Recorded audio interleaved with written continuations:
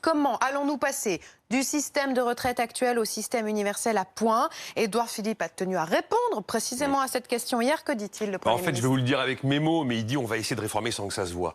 On va tenter la réforme imperceptible. Premier message, d'abord on prend le temps, on va discuter, projet de loi pas avant l'été prochain. Deuxième message, les régimes spéciaux ils disparaîtront. Mais il y aura des exceptions. Alors ça ouvre le champ à des quantités de choses, on n'a pas le détail.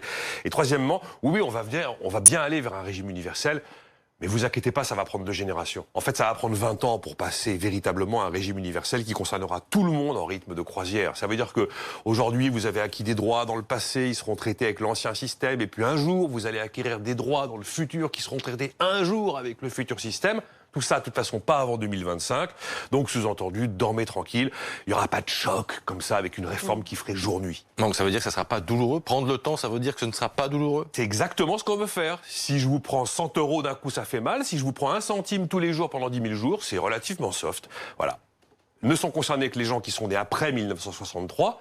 Tous les droits anciens sont soumis à l'ancien régime de retraite. Les droits acquis à partir de 2025 seront soumis au nouveau système. Et quand il y a métier par métier des difficultés, des régimes spéciaux, des perdants, on trouvera des solutions au cas par cas. Donc on nous a parlé d'un régime universel, mais ce ne sera pas un régime unique.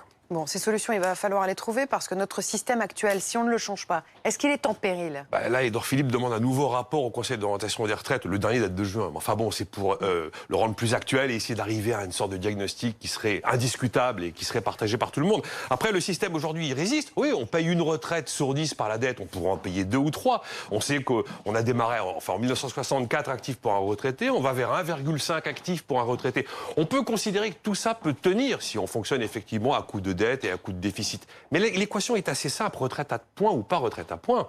Soit effectivement, collectivement, on accepte de travailler plus longtemps, soit il faudra accepter de toucher moins quand on est à la retraite. Ou alors il faudra accepter de faire payer plus les actifs pour les vieux.